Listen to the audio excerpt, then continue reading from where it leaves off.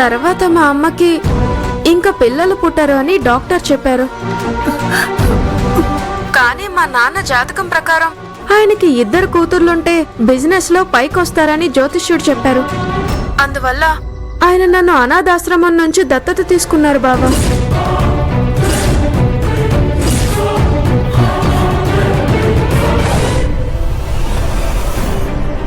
Please బావా, దయచేసి సత్య అక్కని అనుమానించకండి బావా. సత్య అక్కే నలన్ నాన్నకి కూతురు. నేనొక అనాథని. ఈ విషయాన్ని సత్య ఎందుకు నా దగ్గర దాచిపెట్టింది? ఏంటి బావా మీరు? సత్య అక్క అమ్మతో సమానంగా ప్రేమగా చూసుకుంటారు. నేను బాధపడతానని చెప్పలేనట్టున్నారు. యాక్చువల్గా అమ్మ నాన్న అందరూ నా పైన ఎంతో ప్రేమను చూపిస్తారు. నేను అనాథనన్న విషయం వాళ్ళు ఏనాడో మర్చిపోయారు. బావా, నేను మీకు ఇంకొక రహస్యం చెప్పాలా? నేను అనాథని. నన్ను దత్తతకి తీసుకున్నారన్న విషయం కూడా నాకు కొన్ని రోజుల క్రితమే తెలిసింది. కానీ ఈ విషయం నాకు తెలుసు అని మా ఇంట్లో ఉన్న ఎవ్వరికీ తెలీదు. మీ డౌట్ ని క్లియర్ చేయడానికి నేనే మీకు స్వయంగా చెప్తున్నాను. ఇది సత్య అక్కకి కానీ మా అమ్మా నాన్నలకి కానీ చెప్పనని నాకు ప్రామిస్ చేయండి బావా. దయచేసి వాళ్ళ సంతోషాన్ని పాడు చేయకండి. Aarti, I'm sorry. I promise, నేను ఈ విషయం ఎవరికీ చెప్పను. థ్యాంక్స్ బావా, నేను ఉంటాను.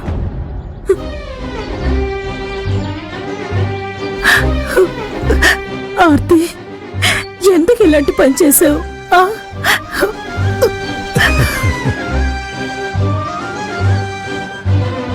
ఆర్తి, సత్య జీవితాన్ని కాపాడడానికి నువ్వు ఎంత గొప్ప త్యాగం చేసావో తెలుసా? I'm really proud of you అమ్మా. థ్యాంక్స్ నాన్న.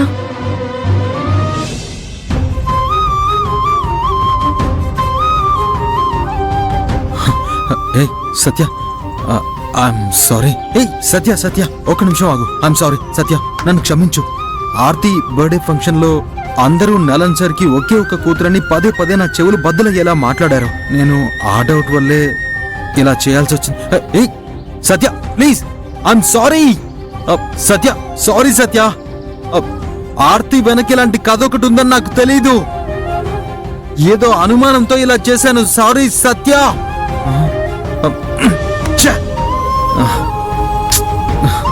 రే ఏంట్రా, నేను అన్ని సారీలు చెప్పా కూడా తను వెనక్కి తిరిగి చూడకుండా వెళ్ళిపోతుంది. నువ్వు చేసిందేమైనా మామూలు విషయమా? భార్యను అనుమానించావు. నువ్వు ఎన్నిసార్లు సారీ చెప్పినా సరిపోదురా. కానీ నువ్వు సారీ చెప్పడం ఒక్కటే మార్గం.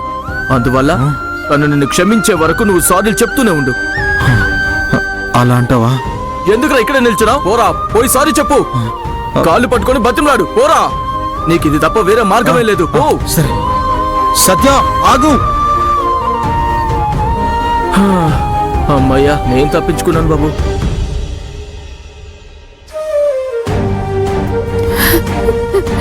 నానా, ఆర్తి ఎక్కడ నానా? అక్కడ ఉందమ్మా. ఆర్తి అక్క, ఆర్తి, నువ్వు కానదవని ఎంత పెద్ద అబద్ధం చెప్పావమ్మా. ఎందుకు ఇలా చేసావు? నేను చెప్పింది బావ నమ్మారా లేదా అది ముందు చెప్పక్క. నమ్మారు. నేను ఆయనకి అన్ని నిజాలు చెప్పేద్దామని అక్కడికి వెళ్ళాను. కానీ అంతలోగా నువ్వు ఆయనకి ఫోన్ చేసి నేనే అనాథని, అక్కే కన్న కూతురు అని చెప్పేశావు కదా. తను మొత్తం నమ్మేశారు ఆర్తి. అమ్మయ్యా, అది చాలక్క. నువ్వు నా జీవితాన్ని మాత్రమే కాపాడలేదు ఆర్తి, నాతో పాటు దేవి యొక్క జీవితాన్ని కూడా కాపాడావు. లేదంటే అర్జున్ ఖచ్చితంగా ఈ విషయాన్ని బాగా పెద్దది చేసి ఈ పాటికి వాళ్ళ అమ్మకి చెప్పేసి ఉండేవారు.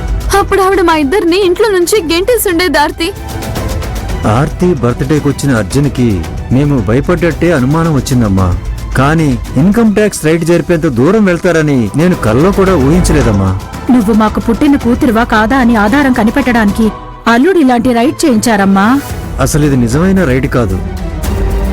ఇన్కమ్ ట్యాక్స్ డిపార్ట్మెంట్ లో ఎవరో అర్జున్కి హెల్ప్ చేశారు.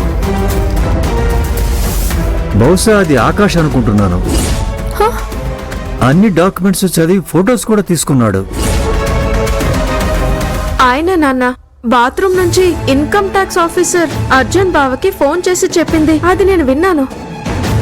బావకి సత్య అక్క మీద ఏదో సందేహం ఉందని అర్థమైంది. అందుకనే నేను ఒక నిర్ణయం తీసుకుని అర్జున్ బావకి ఫోన్ చేసి మాట్లాడాను. అయినా కాని ఈ కుటుంబానికి ఏకైక వారసురాలైన నిన్ను నిర్దాక్షిణ్యంగా ఒక అనాథని అని చెప్పి ఎక్కడి నుంచో వచ్చిన నన్ను నెలన్నర కూతురు అని చెప్పడం చాలా పెద్ద త్యాగం.